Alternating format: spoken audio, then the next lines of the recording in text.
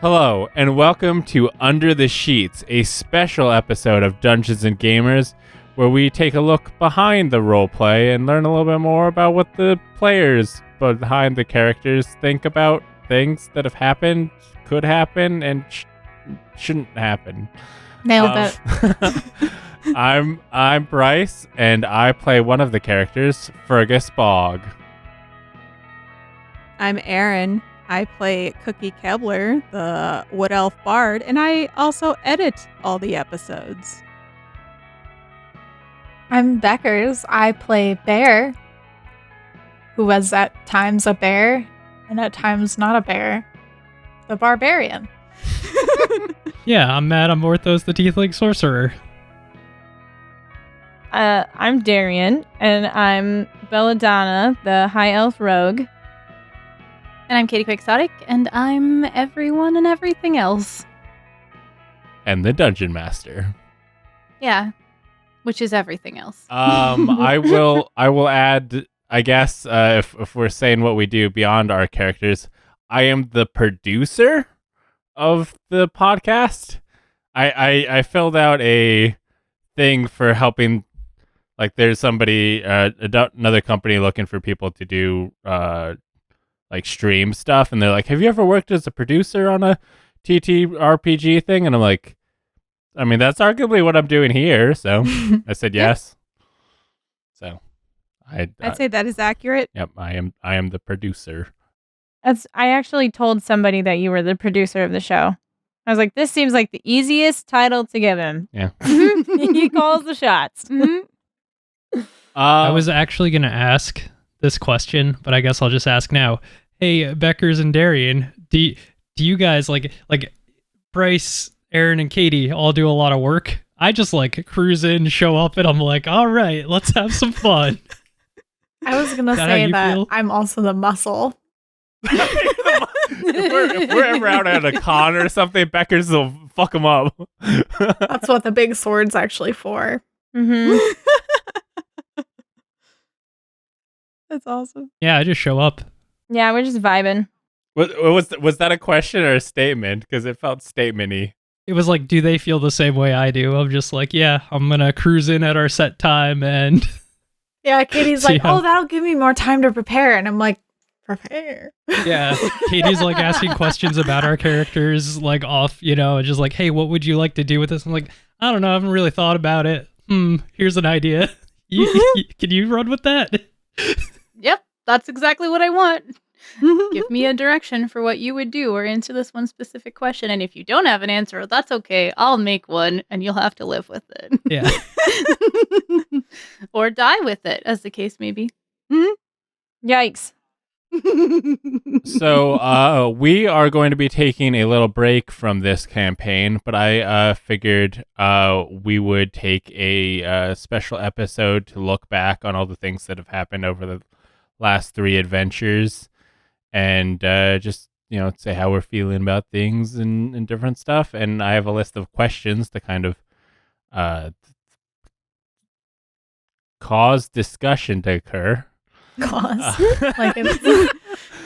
I'm great at this. I don't know why I don't do more of this. The list of questions to catalyze discussion. Yeah, that's yours is fancier. You're like questioning applying as a producer now. Why did I do that? That application's already sent. This episode won't be out by the time they make up their decision. You still have a chance. Yeah. I've either not gotten that or it's too late for them to go back. Mm-hmm. The first question is for me, and it is, how did the podcast start?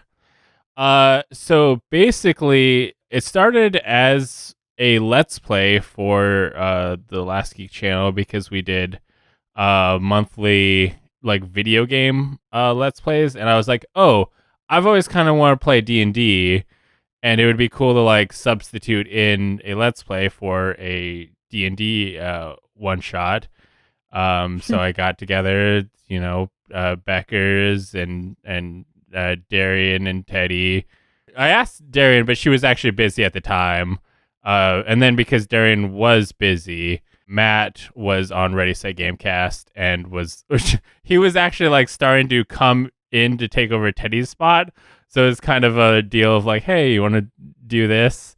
So he joined in for that.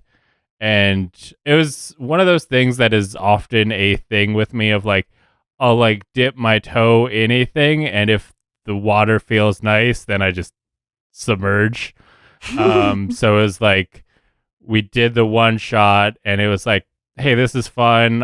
I like the character I've made. I asked the other people how they were feeling about playing, and most people seemed down to play more. So I was like, okay, we could do this as a like continuing podcast, and that is how like the proper podcast was born.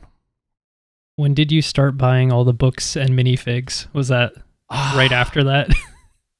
Probably around the same time. I think. I would say that the minifigs actually came kind of later after we had done a few sessions. I got the player's handbook like right away, but like at this point I have basically every D&D book except for like 2. After we decided we were going to keep playing, I was kind of like, okay, I'd like to get to know D&D more, and I kind of came up with the idea of like, oh, it'd be cool to maybe DM some stuff. So I ended up starting a home game to kind of practice DMing, so I could maybe one day reach Katie's levels before I took a shot at the reins and A shot at the title.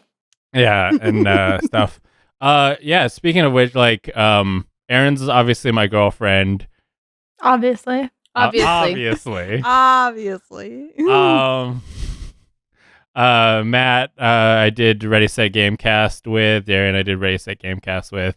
Beckers, we've done Game Make Corp and Let's Plays with. Before Dungeons and Gamers, me and Katie were Twitter mutuals, and I was like, I know this person plays D&D. Maybe I'll reach out to them and see if they want to do the D&D thing for us. And Katie did, and now that's how this is the thing. Any other questions? So good. So good. Yep. And I remember you bringing up Katie's streams once in a while too, like a long time ago. Yeah.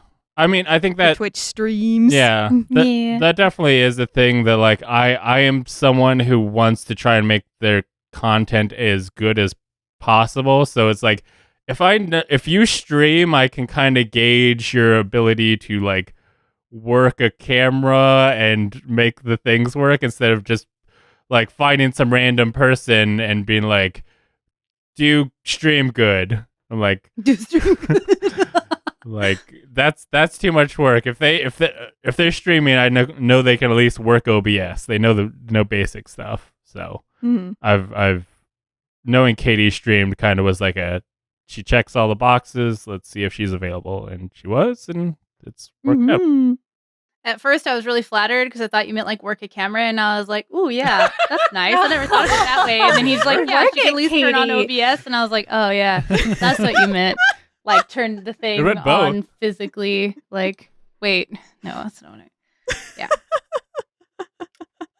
Anyway. Yeah. So that is how the podcast kind of grew from just the kind of basic one shot, which I think you'll see if you've listened through that like the first adventure didn't really have a idea that we're going to keep playing because we didn't know we would keep playing until we kind of got close to the end, and I was kind of like, this seems like something we could keep doing, and I kind of mentioned it to Katie, and Katie seemed like on board, and I reached out to the group, and people seemed interested, so we kept going. So yeah, I feel like I was like 50-50 on attempting to kill Morthos off at during the one shot. Oh, really? It's just like, oh, this is a short thing, right? Like, yeah, that'd be exciting, right? Oh, I see. Have a character death. The drama. But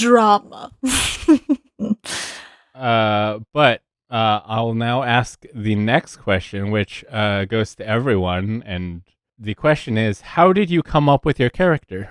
How I came up with my character, I don't honestly remember too much. All I remember is that Bryce and I were just talking about random D&D things, and I think I just had a package of Kebler cookies or something, and I was like, I mean Keebler cookies, see?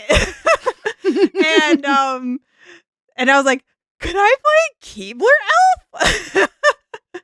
And I kind of fell in love with the idea of that, but I couldn't figure out a name for her for a long time. And then Bryce was like, why don't you just call her Cookie? And I'm like, oh my gosh, that's perfect.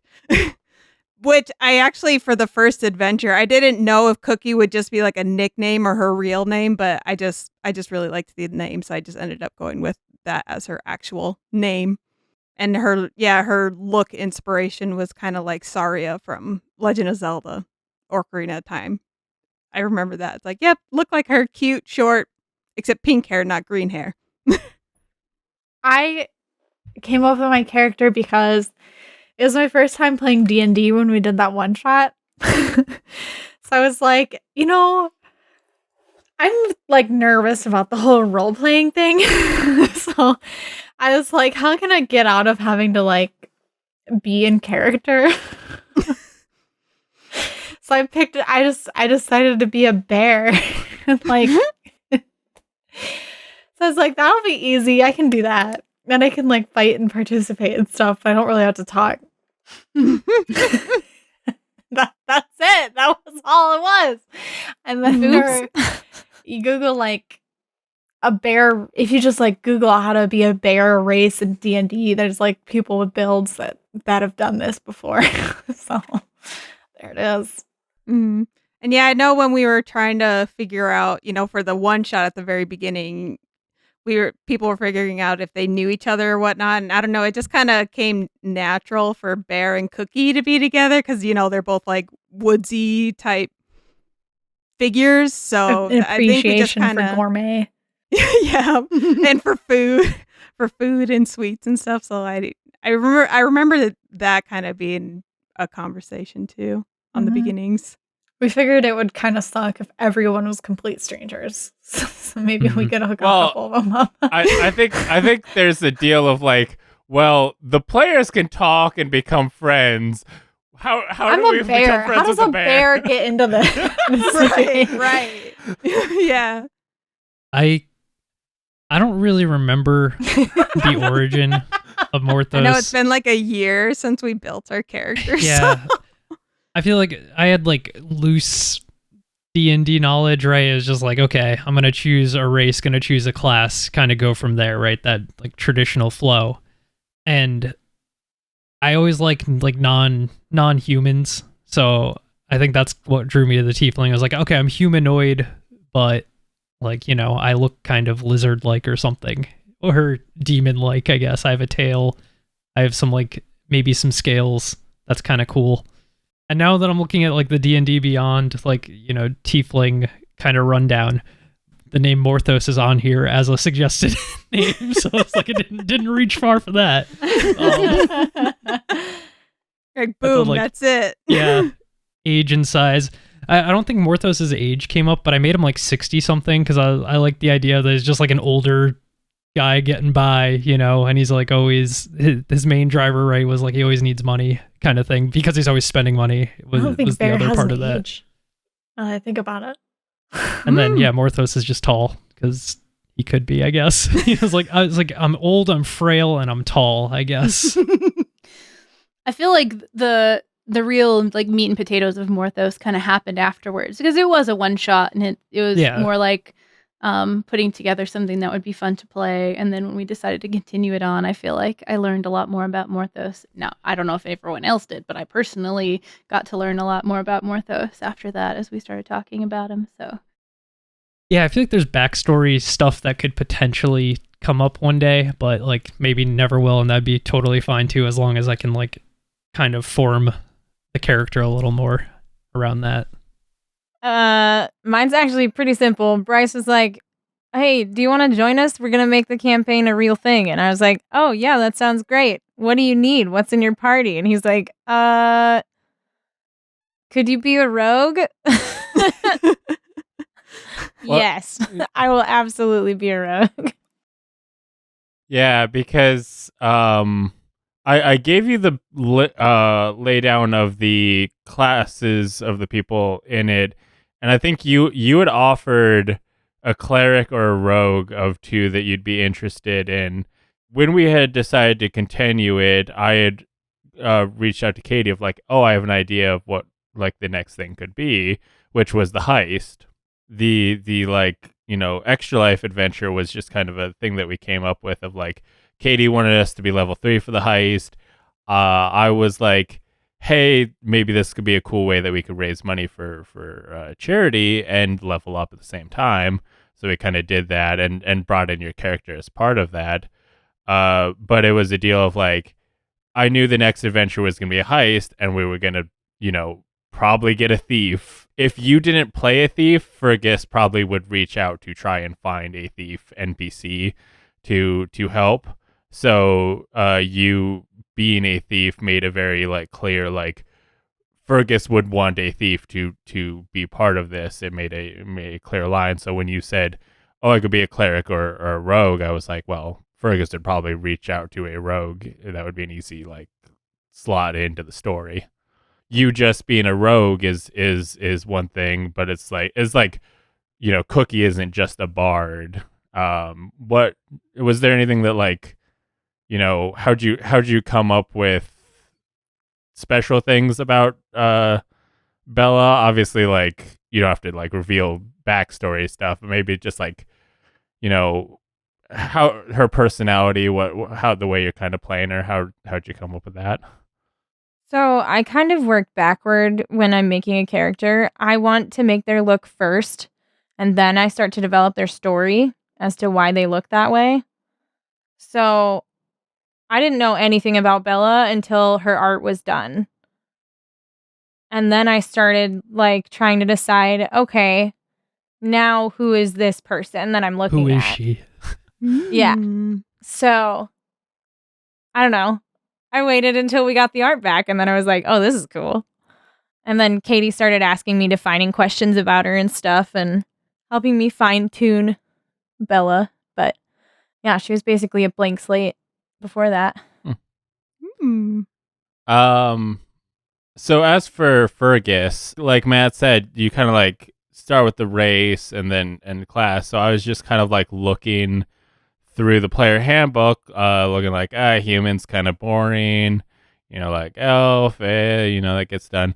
I was looking at half orc and I was like, okay, maybe, but it's like, how are they a half orc? Like, why would they, where's the half come from?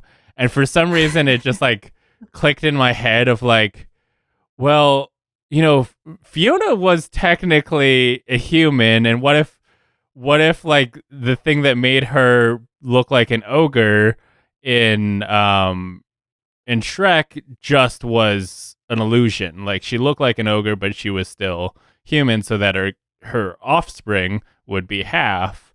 I was Her just eggs like did not transform. Yeah. I was just like, oh, that would be a kind of, cool way to bridge that like racial gap with that kind of familiar story.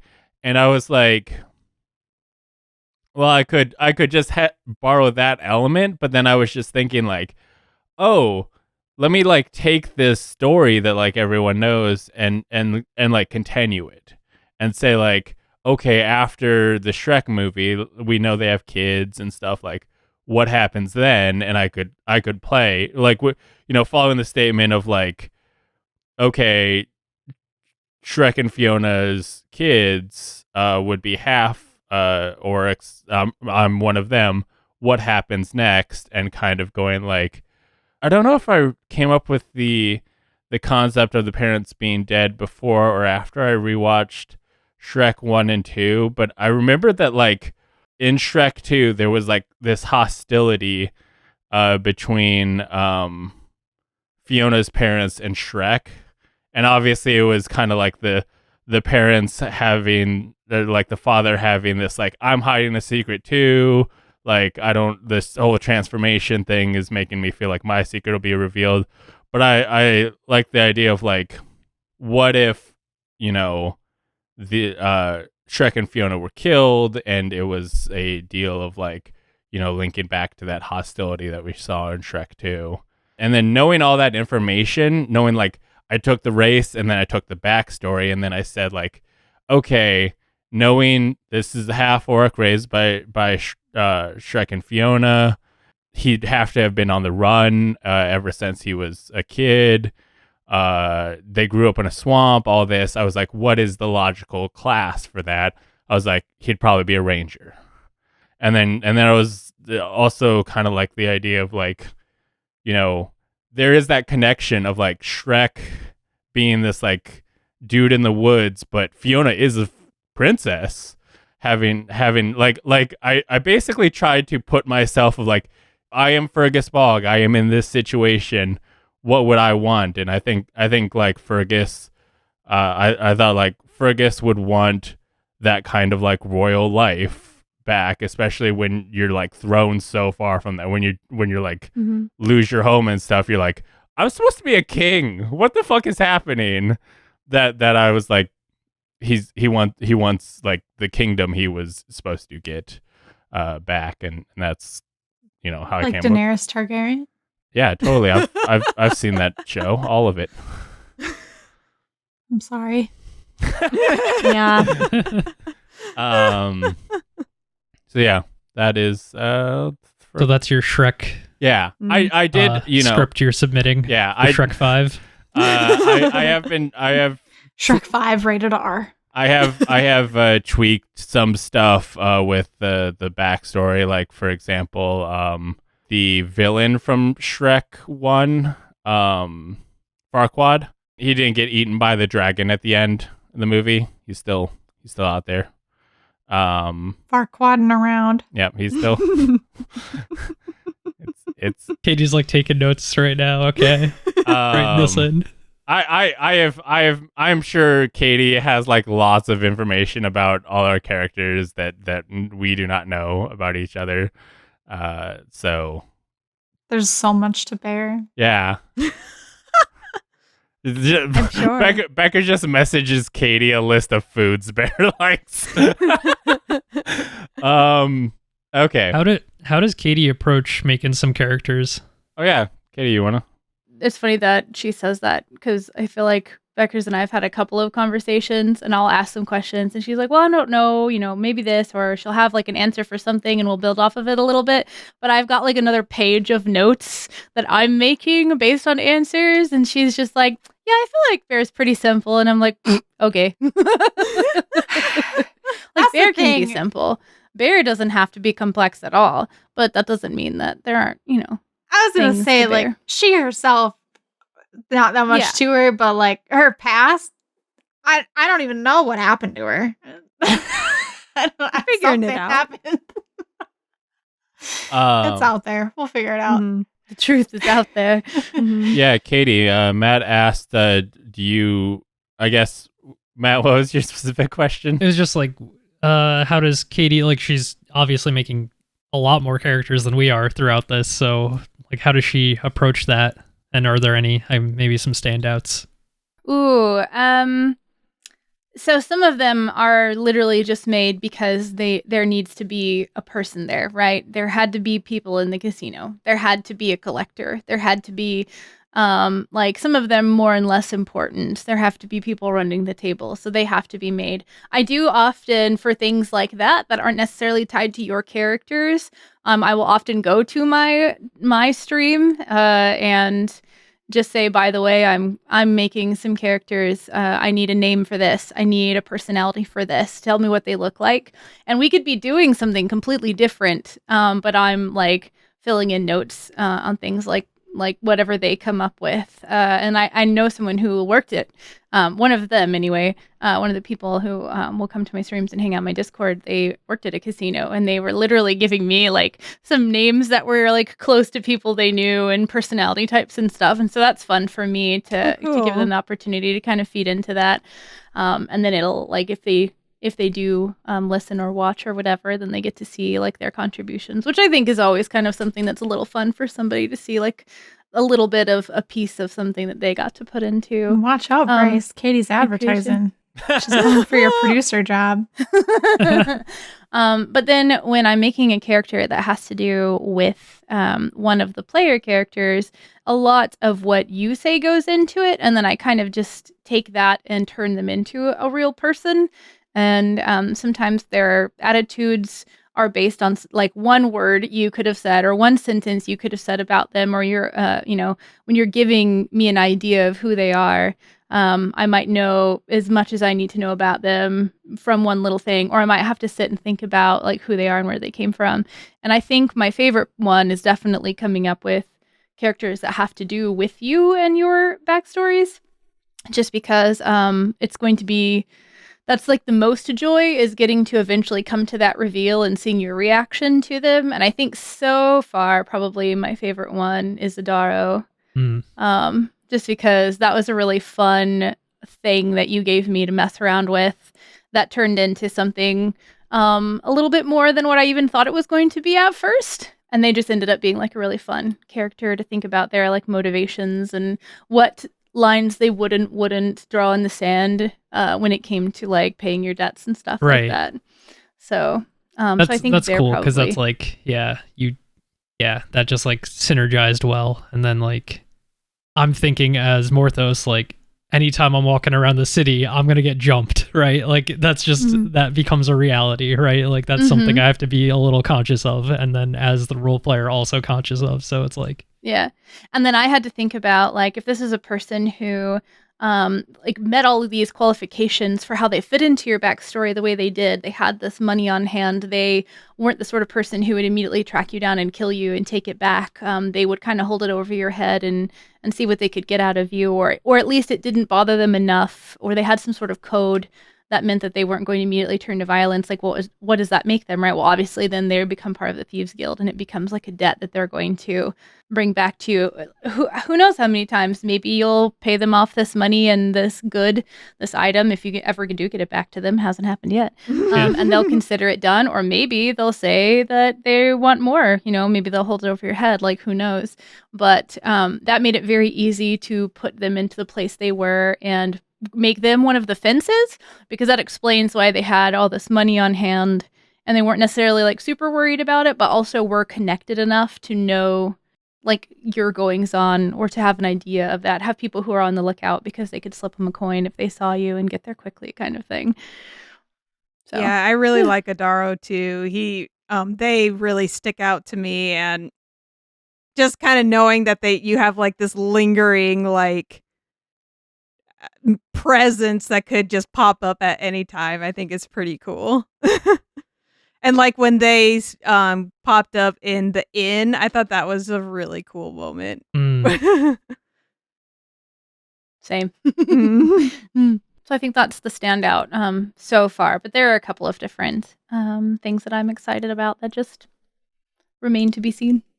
The next question is, had you played D&D before this podcast, and how have you been enjoying playing D&D so far?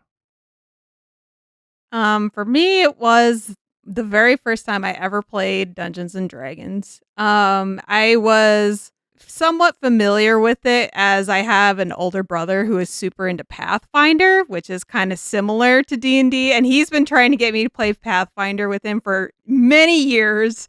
So when I told him that I was on a Dungeons and Dragons podcast, he was like, "What?" He's like, "What the hell?" Basically. So I love that.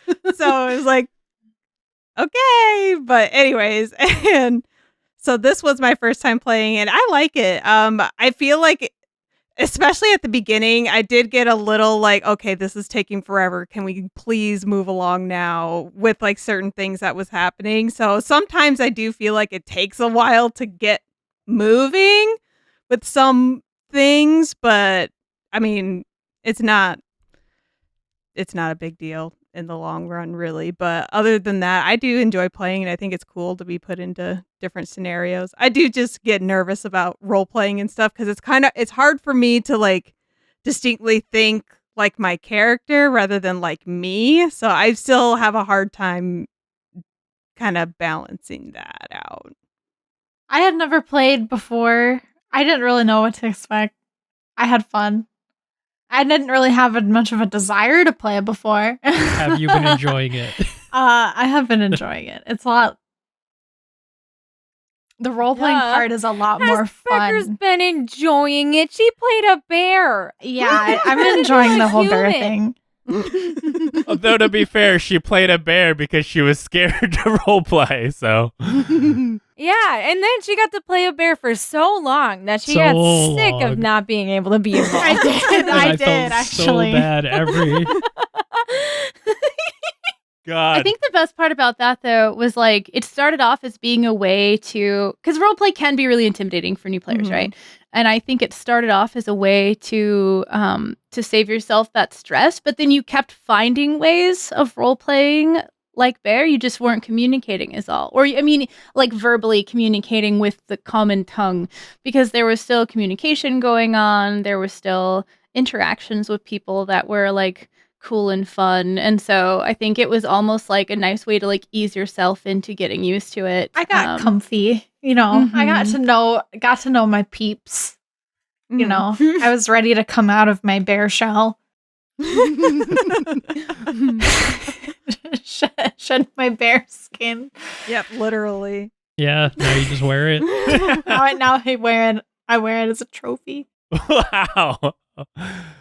I definitely felt bad early on of like Erin was the only one who could cast speak with animals, and I would kind of like definitely like for the live episode I was like, hey, at like some point you should cast speak with animals so Beckers can talk. It was like at some point cast speak with animals. I feel like Beckers hasn't spoken in like an entire episode. Yeah. The tournament was really fun though. I've played a bit. So I think like the first time I played was in high school. I had a friend who was like, okay, I'm gonna DM. You guys get to make your characters. Here's some blank character sheets. You know, just kind of make whatever you want. We'll figure out. You know, you don't even have to be level 1. We'll figure that out later. A couple years later, I also played where it was like pre-made characters, but a one-shot type thing. So I had like some base familiarity, but like even now approaching it, right? Like I don't own a player's handbook. I don't really know anything about the world or the creatures or anything. I just understand a little bit about the systems, right? And so I guess I'm having more fun now, right? Like, because now I'm more invested in it than I've ever been. But yeah, I had a little bit of experience, and then I tailored a character to non-combat. So then, because I was like, oh, you know what really sounds fun is just like having conversations. That sounds fun. You're the anti-Beckers. You know what sounds fun? Not having to roleplay, but I'm okay with fighting. Yeah, so I guess I did have the opposite approach. Yeah, but it worked out, I think. Morthos is useless in combat, but it worked out. It's really fun to have somebody who's like, I'm just gonna go over here. Yes, I played D&D before this. Not much 5th ed though. I almost exclusively played 1st ed. So that's been interesting. But playing D&D is always a treat. Especially when you're playing with multiple different groups. It's cool to see everybody's different perspectives and approaches and stuff. Do you have a preference? Do you like 1st ed or 5th ed more? I like 5th ed more because I can build whatever I want as a character. In 1st ed, like, you have a lot more limitations. Like, there are many races that can't do magic. Like, dwarves can't have magic. You can't have a dwarf cleric or a dwarf magic user because there's no sorcerers or warlocks or wizards or anything like that. It's all like magic user or illusionist.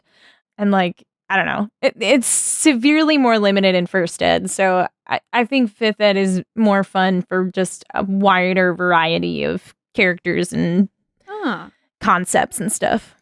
Katie, just how long have you played? Oh man. Okay, so the very first time I ever played a TTRPG was 3.5 when I was in college. It was in a group of 10 people. And I was playing with the sort of people who like meant well, but definitely did the whole like, well, you don't know what you're doing, so just tell us kind of like what you'd want to play and we'll make your character so you don't do it wrong. And so I had a very like weird introduction to it. I did end up enjoying the character that I played, but when that group kind of fell apart, I was like, yeah, there were some aspects of that were fun, but I just don't know if that's for me. And then I don't know how many years later it was, like maybe 5 or so. Somebody asked me if I would play with them. I don't even remember what game it was. Like, I honestly couldn't tell you. It was like some little thing, and it was it was when 5th edition came out, actually. And the person I was dating, he was like, "Hey, do you want to play this game with me and my friends? It's called Dungeons and Dragons." I was like, "Oh, I did that once before. I didn't really like it, but sure, I'll play." And then I found bards. Oh. And now I'm in like 6 games. I don't even know. And I don't even just play that anymore. Like, there's a system built around like the Breath of the Wild, like Zelda, like Legend of Zelda Breath of the Wild. I play a game in that. I play a ton of D&D. I've played like Call of Cthulhu, Ironsworn, like all this other stuff now. And I think like where I went from being like a video game person who was like, this seems really fun, and I kind of like not having like dialogue options, because a lot of times that's not how I would react It's to a super situation. limiting, isn't it? Yes, and now that I've played so much tabletop, I'm like, I love Dragon Age, but this isn't how I would react to a situation Right. in the slightest. Like, we're your neurodivergent people on your writing team. That's not how we talk to people. And it's so nice just getting to say what I want to say and to see how the world reacts to it. And so I play a lot of D&D and other TTRPGs, and I enjoy them. I'm really getting into, and I want to play more of a game called Glitter Hearts I discovered, which is very like Sailor Moon Magical Girl. It looks so fun. I've only DM'd one session, and I didn't know how to write for a campaign that's more narrative like that. So I learned a lot about how to DM for something like that, but it just sounds so fun, and I want to play more of that. I was That's about to something. say Glitter Heart sounds super Sailor Moon, and then you said it's Sailor Moon.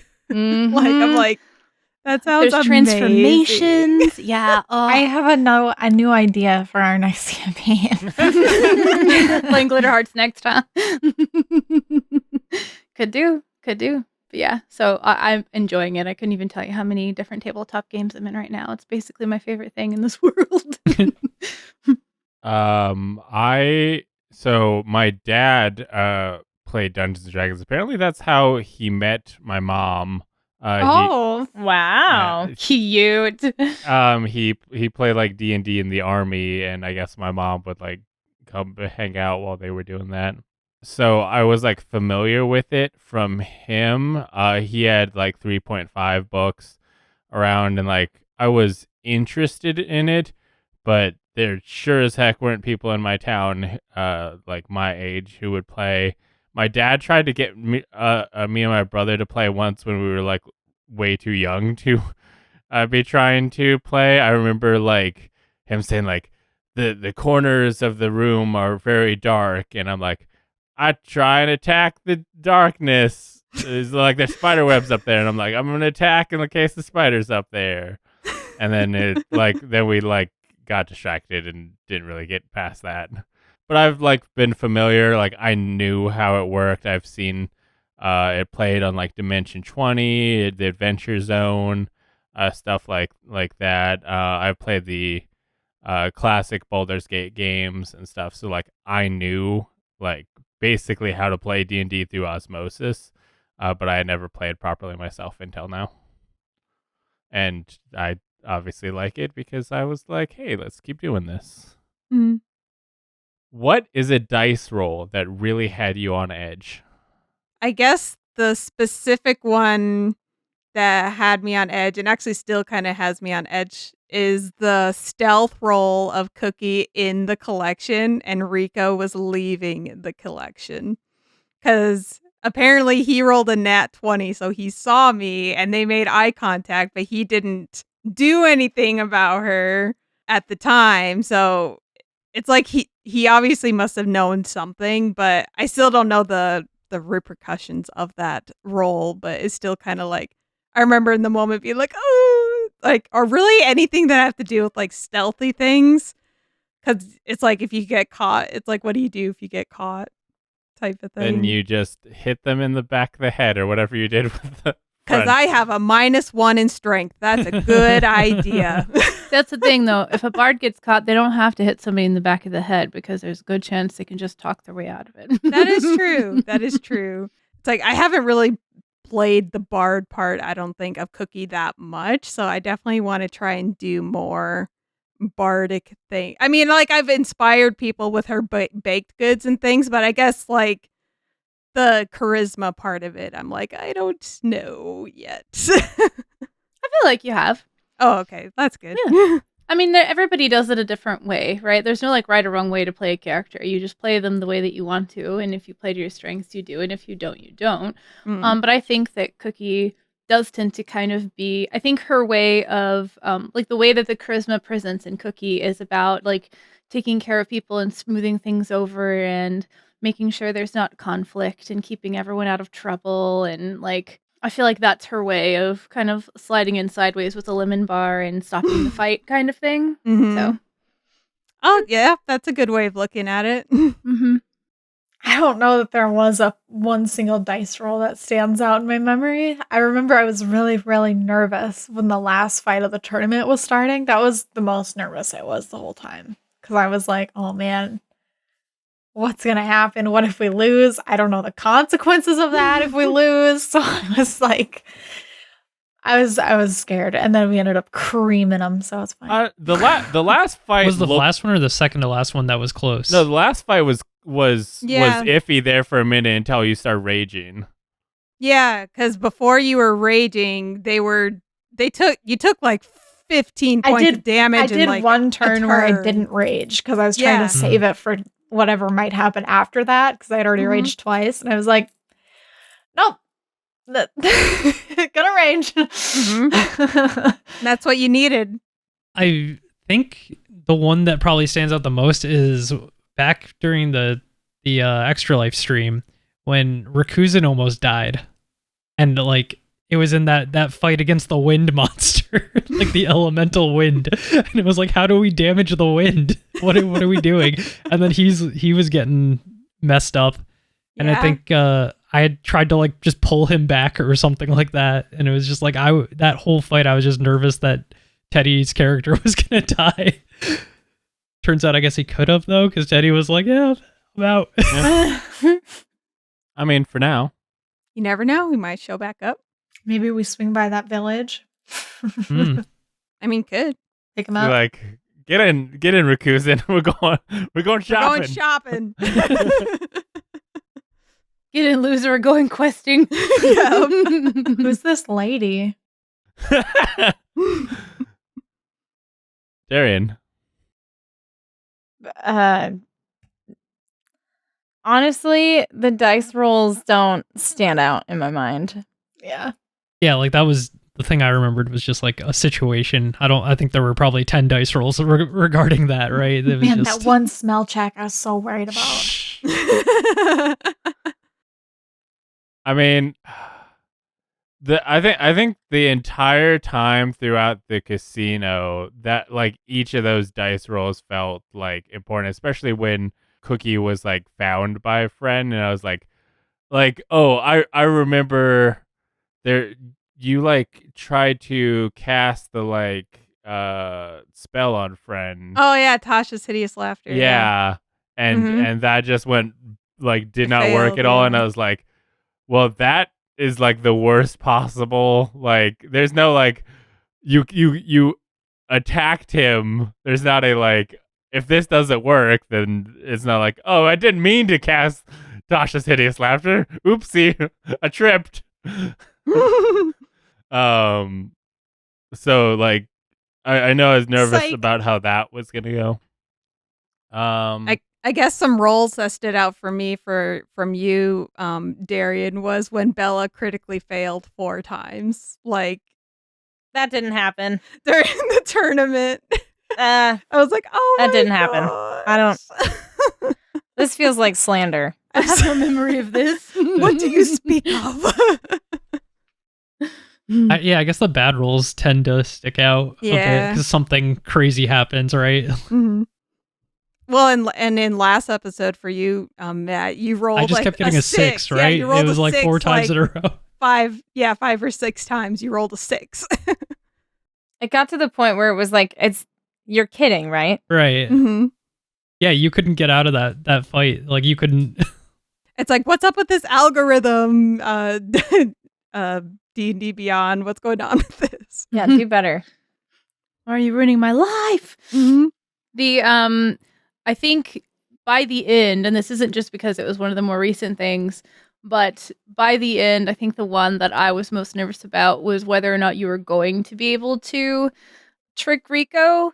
And then when you weren't, I was nervous about every single dice roll after that because there's a lot more to him than meets the eye. And that could have gone really, really poorly.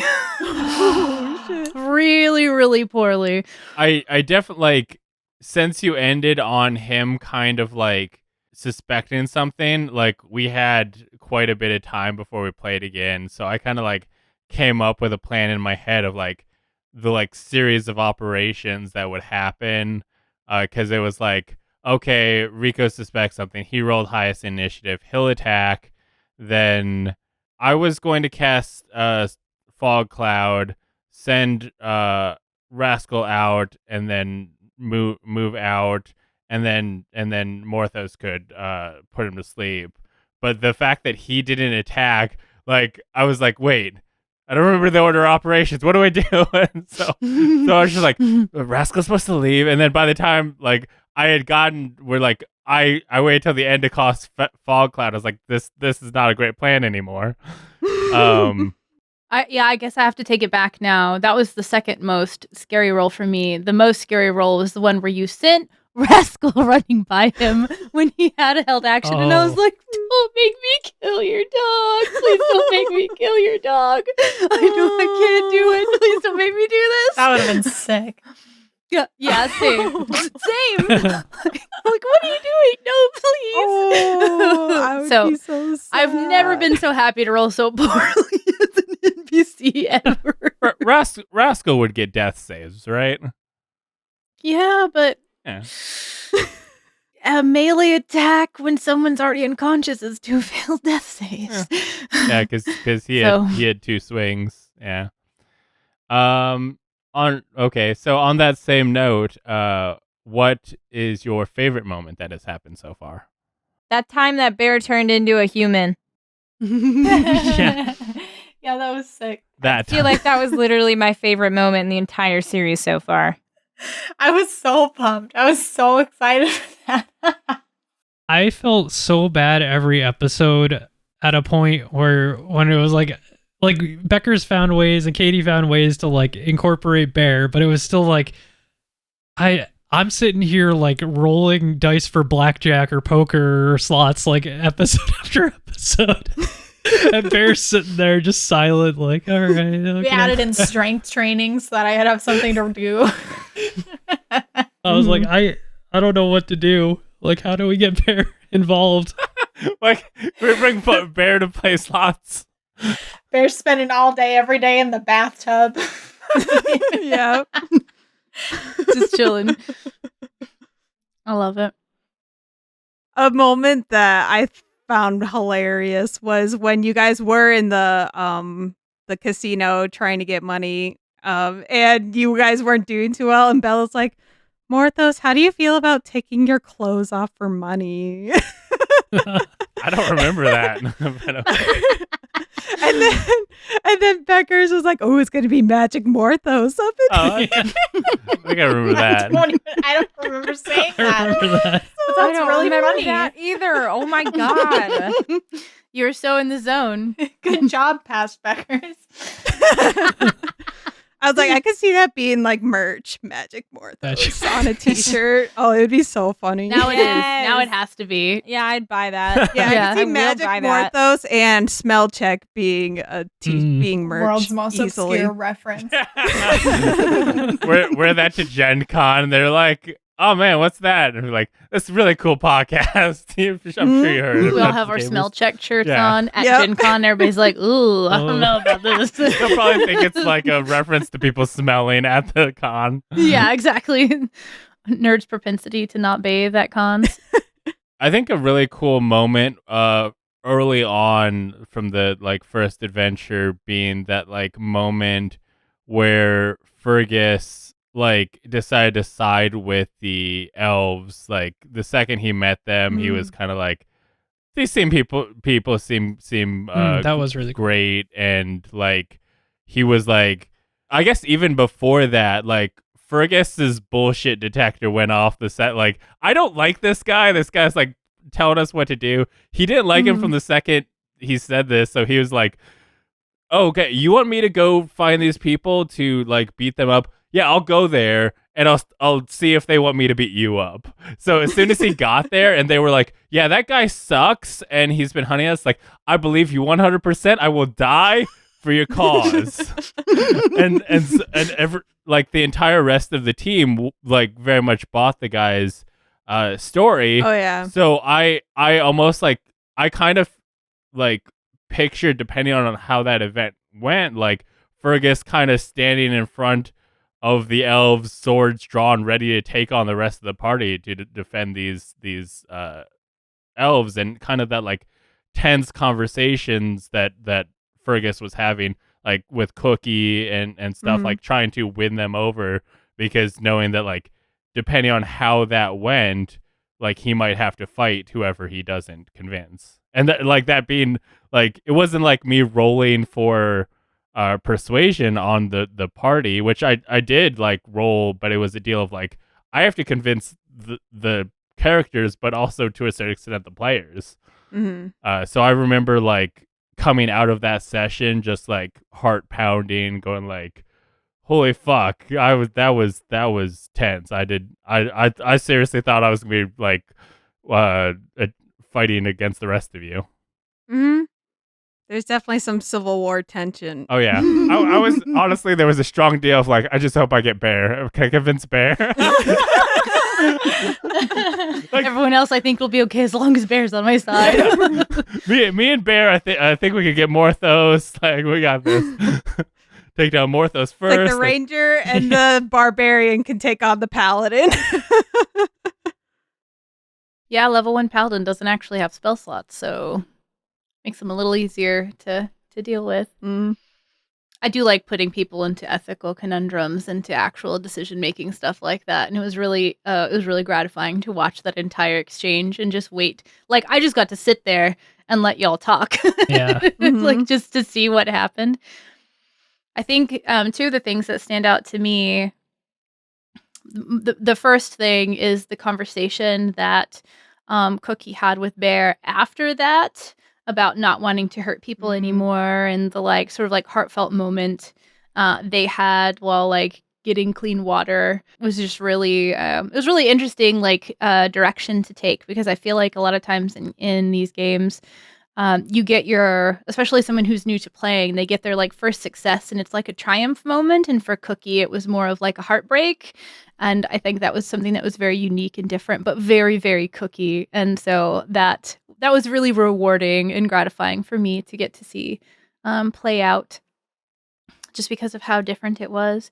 And I also loved that pretty much everyone just thought that I was really bad at role-playing villainous for a bit there. And it wasn't that I was intentionally making him kind of like inept and not really like know what to say, and just kind of like not very good at doing this, and just assuming that people would take his word for it, and not knowing until afterwards that you all just thought that I was just doing a bad job, and I was, or not a bad job, but like oh yeah, that seemed a little off, and I was like, yes, he is a little off. Like, he was in fact a bad guy. So that's like half in character and half out of character hilarious to me, that everybody was just kind of like, oh, I thought it was going to be better than this. Well, actually, I guess I didn't know you that well. I did a bad job. Right, like, I guess fair. If we were more familiar with you, like now, if you did that, we'd be like, okay, this now character's it would probably weird, stick out right? like a sore thumb, because you're not lost for words very often or anything. Yeah. So, Yeah, people be like, tell me more about these people and where this stuff, and the guy being like, there's don't worry about it, and be like, God, Katie sucks at this DMing. My reputation didn't precede me enough, which was good though. I liked that. I liked that it was kind of like a post game realization for everyone that was intentional. Those choices were intentional. kind of going off what Katie said, Erin, during the interlude, Cookie said she didn't want to kill anyone. Why did you make that character choice? Mainly because Erin, the players, felt really bad about it afterwards.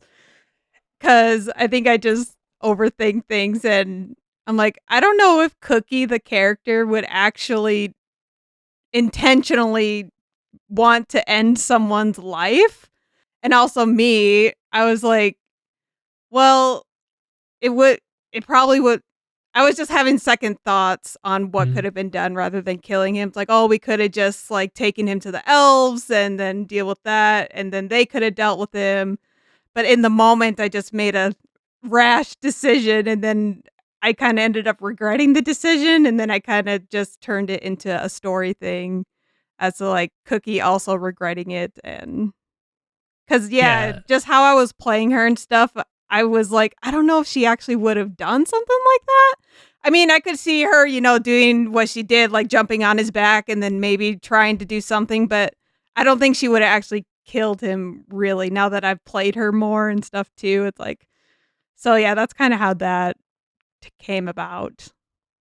I think that's one of like the only examples I could think of thinking back on the events of just like actual character growth we've seen right from the beginning with our characters, where it's like Fergus has had his mission, right, and he's been on that mission, and so like he may have lightened up a little bit or like to certain people here and there, but like Cookie made the like, she took that action, she made that decision, and then later, we've seen the repercussions of that, and I don't think anyone else has died, right?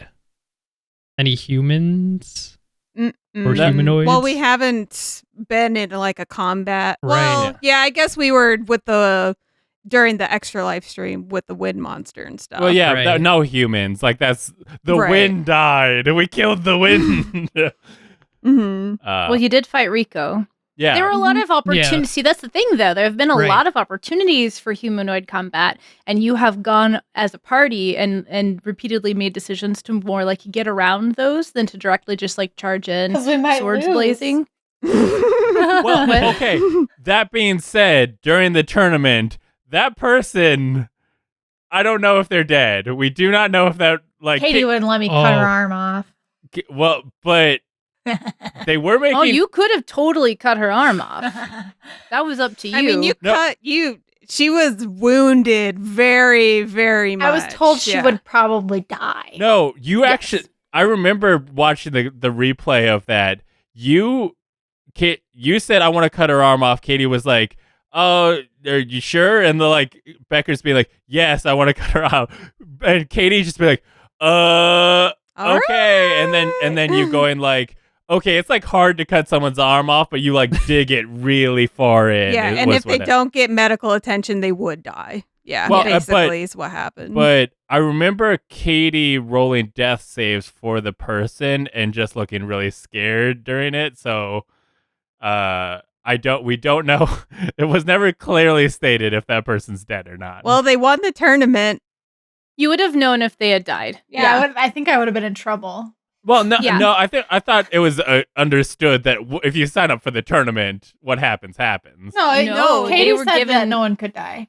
Oh, okay. They were given specific directions not to kill anyone. That no killing blows. Somebody either has to yield or you have to render them unconscious, but you're supposed to do so in a way that's Mhm. not like a coup de grace, right? Yeah. Yep. That was one of the rules. Is Yep.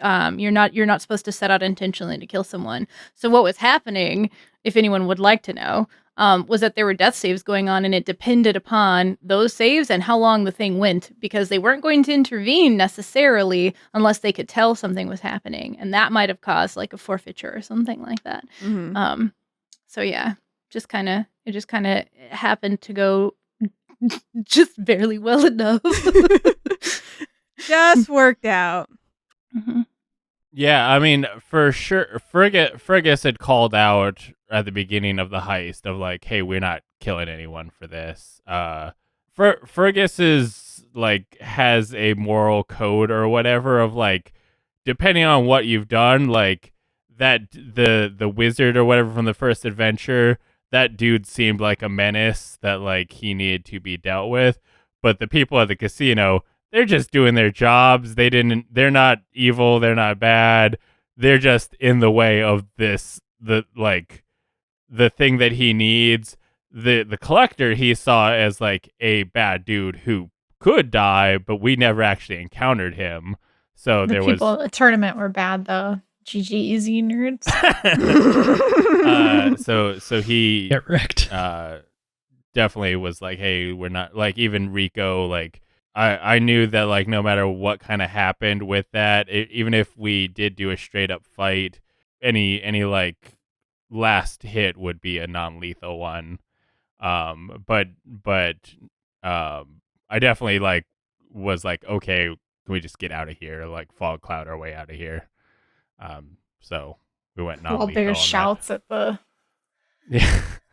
person that I've she got a can't see. question. Where'd Go you go? Because I feel like it's come up like three or four times now where it's like, oh, we haven't met the collector. And then Katie always makes a face like, well, you don't know that you've met the collector. Can Katie tell us whether or not we've met the collector, at least whether or not she... I mean, No, spoiler. It's Rico. Oh, come on. I heard no spoiler, so don't spoil. don't say anything that would affect our playing forward. So Yeah, nothing that'll make it so we can meta game. yeah. I'm really no, for bad at sure. that. Yeah. Do No not worries. let me meta game. there is a question in which we'll save it for later, but we're gonna ask later like what would people want to know. And I think that's probably gonna be one of the big ones. I think usually the only thing I'll clarify for you is something like, well, we don't know if that lady actually died or not. And I'm like, no, you actually would have known because that these were the rules, and it's okay for like the player to like misunderstand or forget a rule or whatever. Like you're not involved in it directly, so you didn't know what the rules were necessarily, or that wasn't important as much to your character, but you would know, something like that to make sure that there's no like misunderstanding about what the character would know. Darrian, what was it like coming into the story after the first adventure? Actually, it was actually a little bit intimidating at first. Because you guys had actually already been playing for a little while. And to my understanding, had played at least once previously together.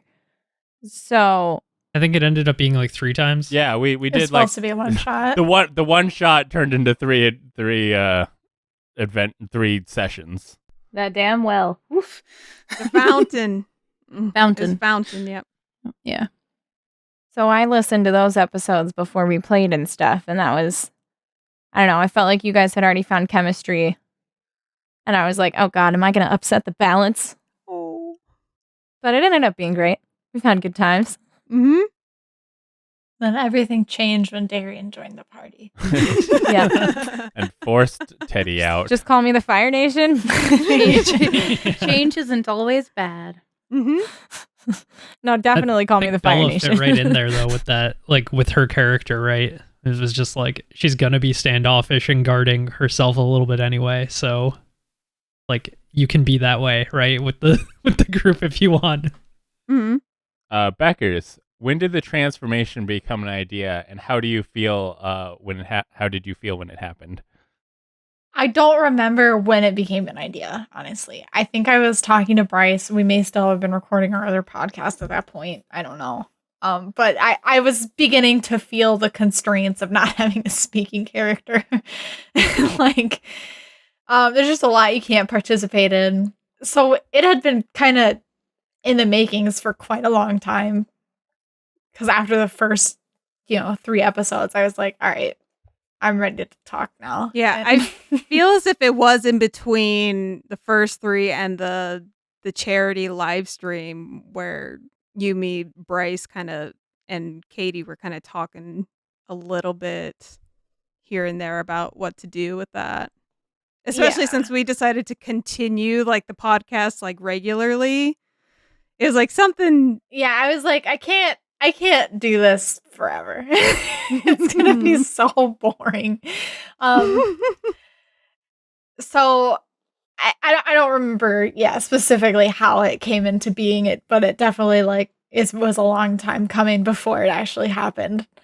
Bear was definitely just a regular bear to start with. And then we retconned, actually, Bear is a special bear. Special bear. And when it was happening, I was really excited to see Darrian and Matt's reactions, because obviously, like, I discussed the idea initially with Bryce. Obviously, Katie has to know to make it happen. And then I discussed it also with Erin, because me, Bryce, and Erin talked on other platforms sometimes for our other podcasts. So it Sometimes ended we're up being arguably just friends. Darrian and Matt who didn't know what was going to happen. Yep. I was so excited to see if they would be surprised. And then, like, the episode before, Matt, God, he freaking, Yeah. he said, Katie like, was doing- Katie was foreshadowing it. Yeah, she Yes. said something. The And I lark think came and visited and was like, "There's something about you, Bear." And then Matt's like, "Oh, is she a person?" And it was Right, but I after think- the podcast had, right after we stopped recording, Matt just goes, I wonder if Yep. Bear's going to turn out to be like a person. Oh, I wish we were recording so bad. God. I All want to four of us catch were it. Oh, yeah, all of our faces. I Wouldn't that be looked weird? At everyone else who knew, I looked at their faces, because I just immediately was like, oh. Yep, Yeah, I think Bear is Bryce a was just like, bear. "Oh yeah, and like, That I would, that poker would be faced hard. I crazy. tried to. yeah." That would be nuts. Yeah, we're definitely doing that, because I don't want to be a bear anymore. I'm tired of not getting to talk. Mhm.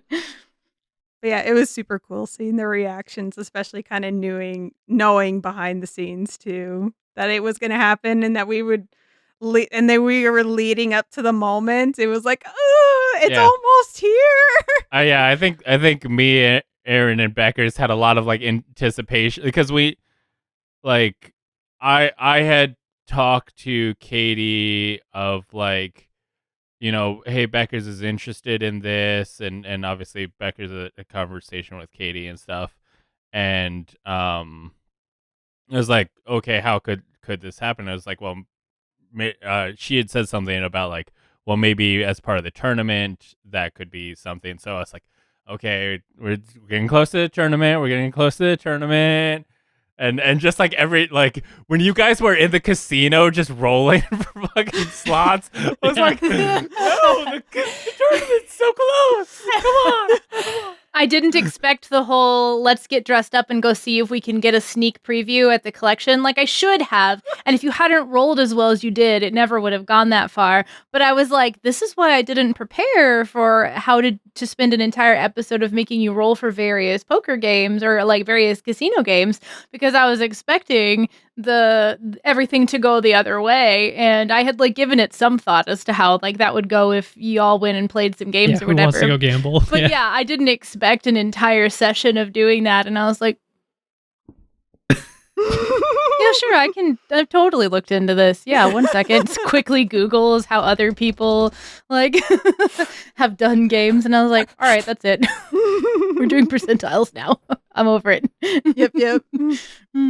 So happy we could derail the episode that badly. I mean, that was like 2 episodes. It was the second Like a episode. I think it was like superpower. cool the first time, and then the second episode was like, I know what I'm doing is like really derailing everything, but also what else am I supposed to be Right. doing right now? I'm like Right, stuck yeah. How in do we this. bring it back? It's like we were already at there. We You're did not well. like, They I'm invited gonna- us back. What am I supposed I'm to not say? gonna give up. I'm gonna just- Right. Katie, has there been any unique challenges DMing this podcast? Unique challenges. I play a lot of tabletop, and I've played a lot, and I have DM'd a fair amount, and like you always get caught off guard as a DM at some point. Somebody always makes some sort of decision that you're not expecting, and it ends up being one of those like, I'm going to look like I know what I'm doing while I am frantically Googling how other people have done this really quick and telling somebody that my page is taking a second to load or I'm looking for my notes, right? Like, so like there's been a decent amount of that, but I think the thing that threw me the most for the loop was actually in the very first little quote unquote one shot. So Fergus never trusted Vilnius. right? That was pretty apparent from the get-go. And then there was the heart-pounding moment of trying to win everyone over to the like druids who were trying to like plead their case, who totally could have engaged you in combat, and I don't know how that would have gone because they were their own characters and whatever. But then, there's the difference between a tabletop game and a video game is that these games are both narrative, but the video game has to have a tie-up moment because you have to follow a story and you have to move on to the next thing. It's not open world in the way that a TTRPG game is. But people just kind of naturally have that instinct of knowing who becomes the new quest giver, I guess, in a way. So when I wrote it, I expected they'll either side with Villainous or they'll side with the druids, and then they'll go back to the other ones after it was over, right?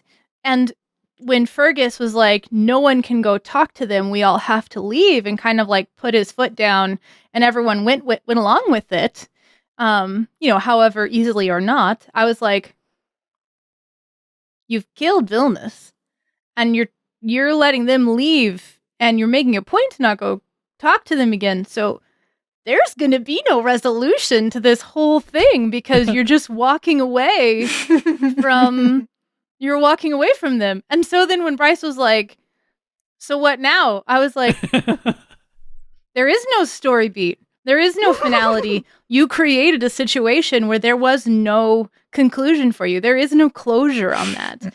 And that's a valid choice, but it was kind of funny. I was like, I have no way to end this. You go to bed. You wake up in the inn. Congrats. Like have a nice life. I don't know where you're going to go from here. I'm so sorry that there doesn't seem to be like an end to this journey, but you did this to yourself. And I've never seen that happen. And so then when Bryce was like, you want to come help me with this thing, I thought he planned that, and that was part of the thing, and that was why he wouldn't let anyone talk to them. And it was like a PC and player sort of like plot device or something, which I was fine with. I like people like putting holes in their backstories and inserting their own will into the world and seeing how it plays out. So I thought that was all by design. And later on he told me like, yeah, well, I saw that there was no endpoint and I was really confused, so I figured since I wanted to kind of continue this, I'd ask them if they wanted to play. And I was like, that wasn't a plan. I see. You really just derailed the tie-up point. There was no quest turn-in moment on accident, but you fixed it, so that worked out. That was like, I was just like mind blown. I have no idea what to do with this now because now you need an ending. I can't give you one. Yeah, I mean that was a deal of like he was like, I trust these elves 100%. Somewhat in a reaction to like, I 100% don't trust that guy. So if these people are saying that guy sucks, I 100% trust them. So it being a deal of like, I saw Fergus as very much going like, at any moment I'm going to have to fight everyone here. And that moment of like, okay, they slowly ended up going to our side, but it was almost the thing of like, they came to our side because Villainous attacked first.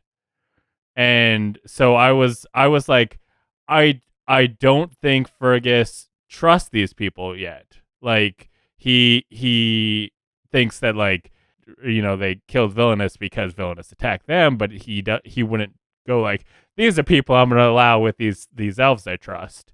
And it made perfect sense for Fergus's character. But at the same time, it just created a situation I didn't expect. That was the thing I think that threw me the most for the loop, and it was right at the beginning. Yeah. Of like, not at the beginning, but it was, tie-in of the first.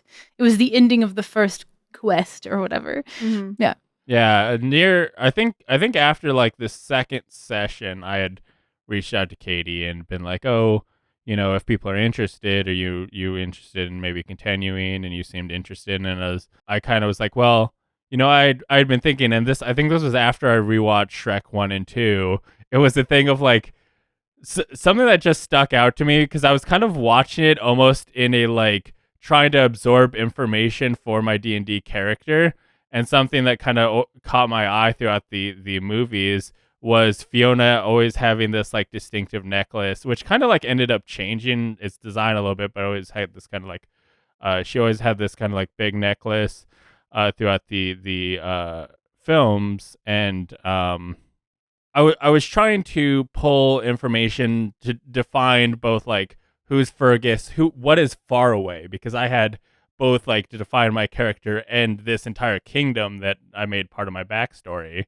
And one of the things that I kind of pulled was like, hey, maybe this necklace that Fiona wears is important. Where is it? And I was like, well, maybe somebody has it and Fergus is trying to get in. That can be like the next adventure, especially because I think that was like, I thought doing a heist would be really cool. So I was like, what is the thing we could heist? Why would a bunch of random people just go heist something? And I was like, maybe he needs to heist something that belongs to him. So it was like, hey, maybe this can be the next thing. And so I was kind of like, in that moment, I was like, okay, when is Katie kind of wrapped up with the story? What's the last thing to go there? And then when you were like, I don't have anything else, I'm like, well, then let me. Fergus has an idea of what he would like to do. So that I guess kind of leads into another question for Katie, and it was Bryce came up with the idea for the heist adventure. So how was it implementing my ideas for the adventure while still having him as a player that won't know what happens? Ooh. So a heist was 100% something I'd never even considered writing for. It was not an idea that really was like in my wheelhouse or that I felt like I was invested enough in to do justice. So I had never considered doing that. So when you proposed that, I was like, okay, challenge accepted. How do I become invested in a heist?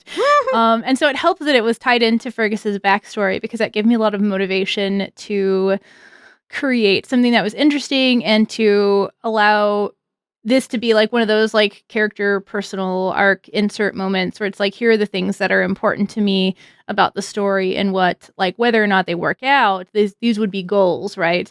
And this is like the idea I have for the place, right? So we kind of designed a little bit of it together, and I took the plans that you had, or at least the like ideas that you had, and I wanted to create something that was still exciting to you while it was going. And so I feel like it was pretty natural for a character like the Collector to have like twists and turns, and for there to be like, so to have that spin at the end where like everything was an illusion out there, or pretty much everything was, and that's why like you weren't supposed to cross the line really, was to like give away the big secret of it being like actually all in one, like easily like accessible, not easily accessible, but one place, so that it would be easily accessible to kind of clean them out or whatever. And why it was funny to watch him be so confused about the idea of like a vault being on the top floor because of the weight of gold, but they knew something important was back there, they just weren't sure what it was. And so watching the confusion and stuff, it made sense for that character and for the way that a person who had like the desire to create a collection like that, it made sense for them to design things that way. But it also created a pathway for me to make something that was still interesting to you, or still at least like moderately unexpected. Yeah, I really like that. That was just like that's so obvious and makes so much sense that those wouldn't be the real things. Like that moment, that was good. Mm-hmm. Yeah, I'm glad. I think like there was an amount of people going like I think there's a belief that like me going like, hey Katie, this would be cool to be the next adventure, be like, hey, we go rob the casino, there's a tournament going on at the same time, like me kind of feeding you this almost base layer to the adventure. But it's also, I kind of saw it as the thing of like, this is information Fergus would know before he kind of would like go, like Fergus would want to rob the casino that he knows his mother's necklace is during this tournament. Like he would know this going in, but then past that base layer, like me, the player, had no information of like, hey, once we get in there, I literally have no idea what the layout's at. And like, so when we got like the schematics, like both Fergus, the character, and Bryce, the player, were looking at those schematics going like, this is not what I expected this to look like. I will tell you, I very much tried to make it a Ocean's 11 type thing. Like that was the plan. Like in Ocean's 11, spoiler, they like make them believe that they are being robbed, and then they come in dressed as SWAT, and go like, we're going to go deal with the criminals and then they rob them is the plan. But it was kind of it was like a two-pronged thing where like we were supposed to be the distraction because we had a way to get into the collection. We didn't have a way to get into the vault, but it was like hey, let's get the guards away from the collection so that the people who like have a free pass to the collection can do whatever they want.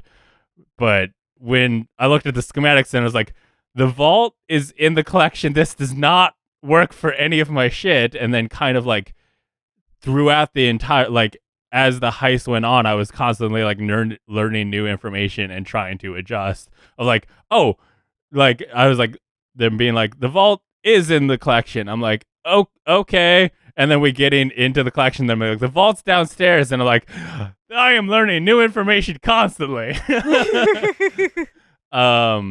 So yeah, that was I definitely like tried to come up with a plan just based on like a base layer of information, but that plan was like constantly changing and falling apart.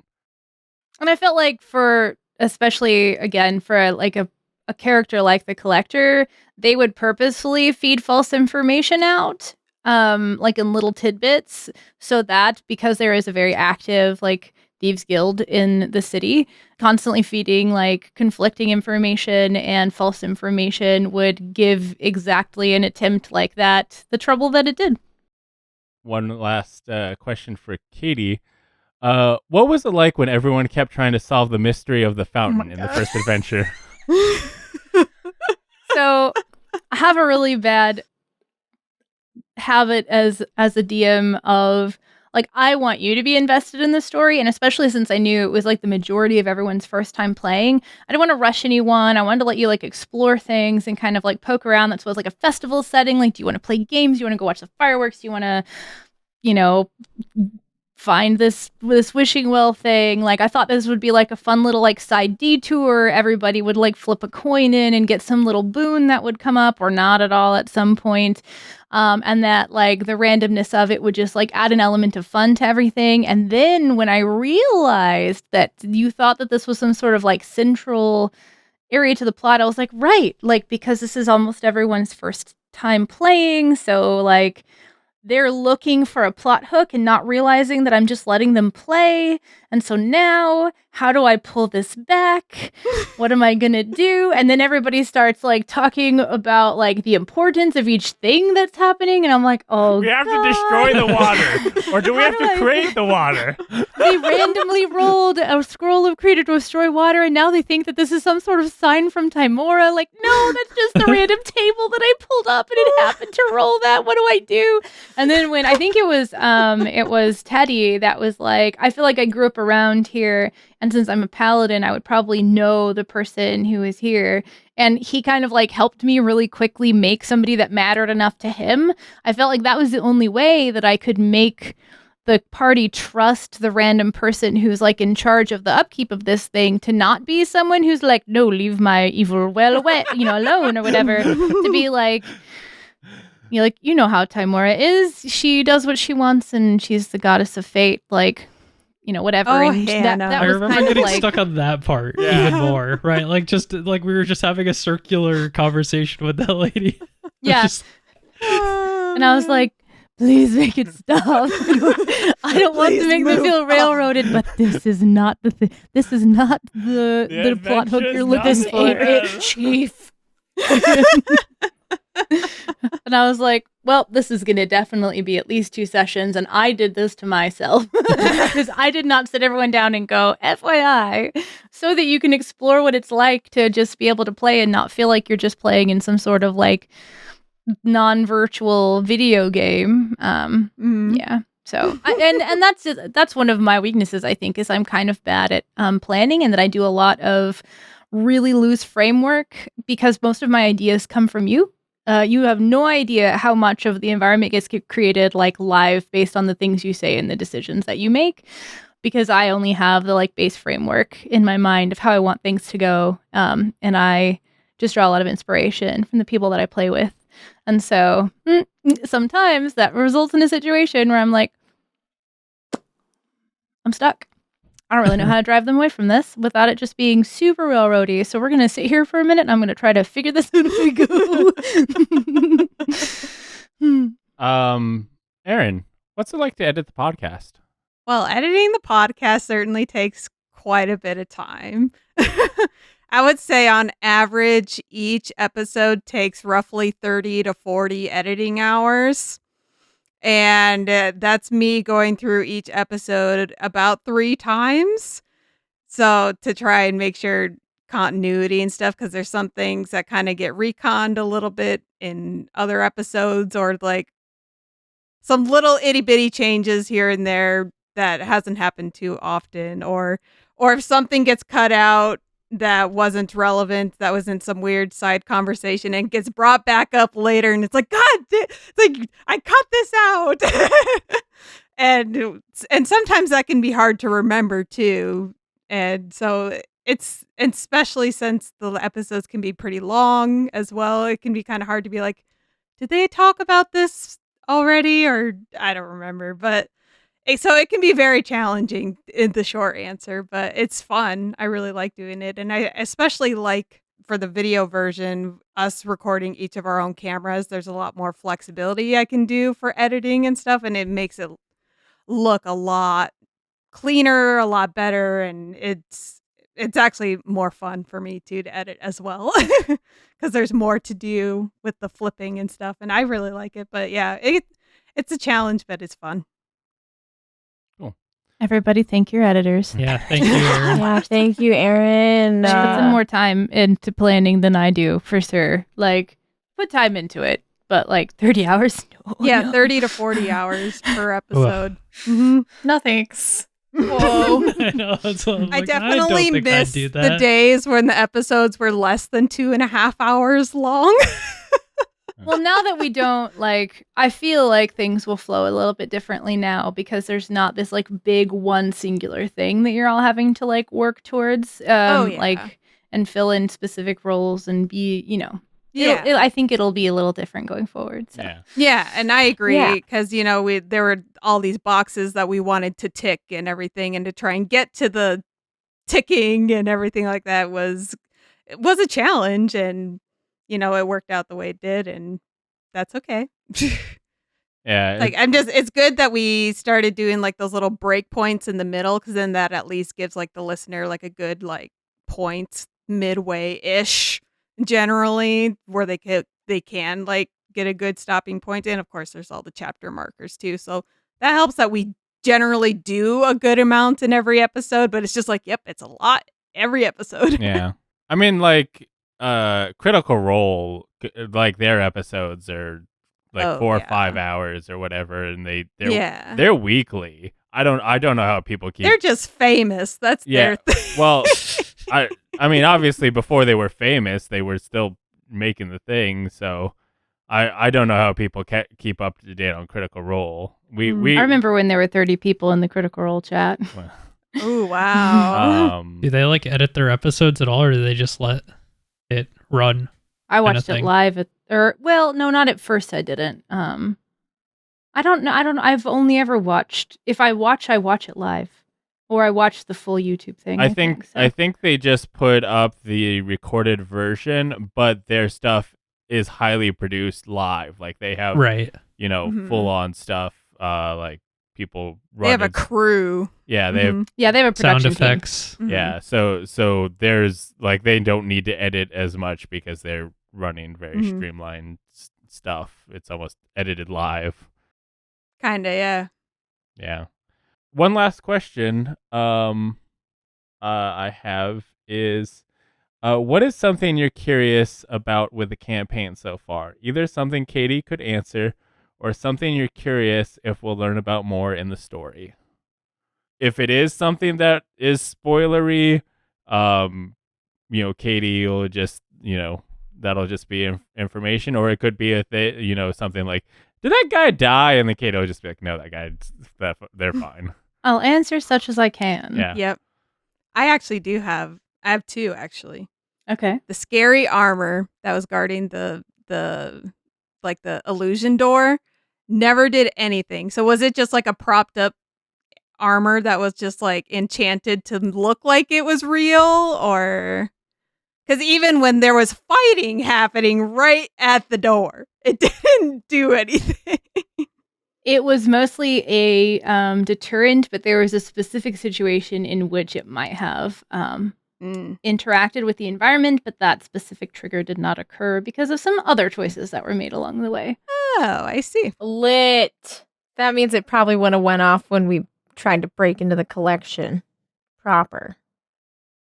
Maybe. It was downstairs. It wasn't at the Maybe. collection. Yeah. Well, if you blew the vault or something, Oh, sure, yeah. if you like try to explode. Wait, is there any way we're going to interact with this suit of armor again? Or maybe we're gonna rob You the go back to casino the again.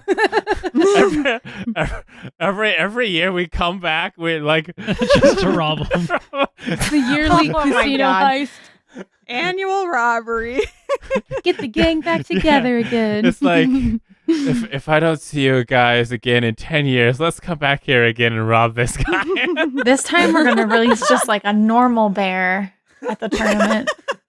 And they'll think it's you again, and she'll just walk out onto the field and still be a bear. we Everybody need will to be do that at disappointed. some point. Just send out a random bear and they'll be like, that's them, get them. We're not falling for your trick again. Mm-hmm. I love it. Okay, because that's something. Like while we were playing, I was like, "Is that armor just chilling in the fog cloud there, just hanging?" Like, Just keeping it real.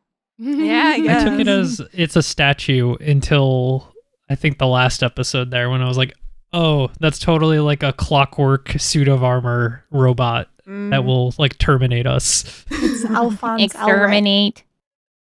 Alphonse Elric. Oh no. Too soon. And I guess my other one is when Bear and Bella went into the collection, there was Fren and 2 clerics, Enrico and Stacy. So at the end of that episode, the 2 clerics and Stacy left the collection with Fergus and Morthos. Mhm. What happened to the 2 clerics? Because in the next episode, they were nowhere to be seen.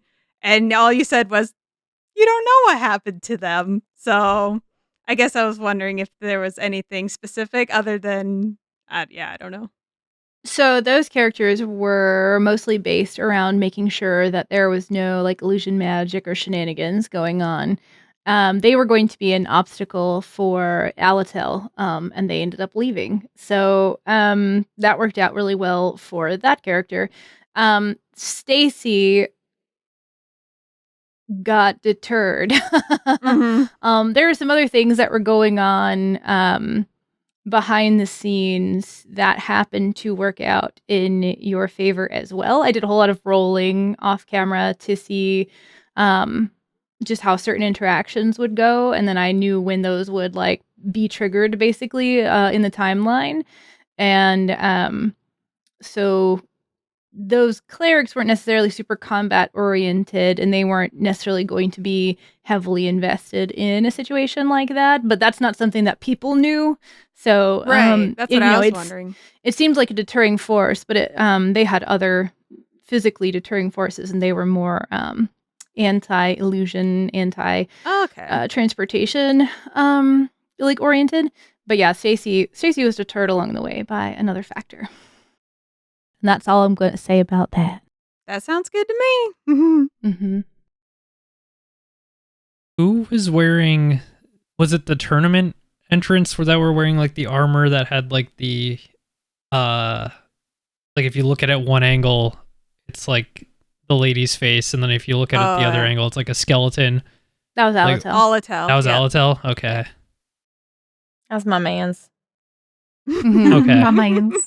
That got explained because I was Sune being the goddess of like love and beauty, and Sirik being like a trickster, right. Mhm. evil aligned god. There was something that gave me like cult like vibes, and I can't remember what it was, but it was like, is there a weird cult thing going on with this casino?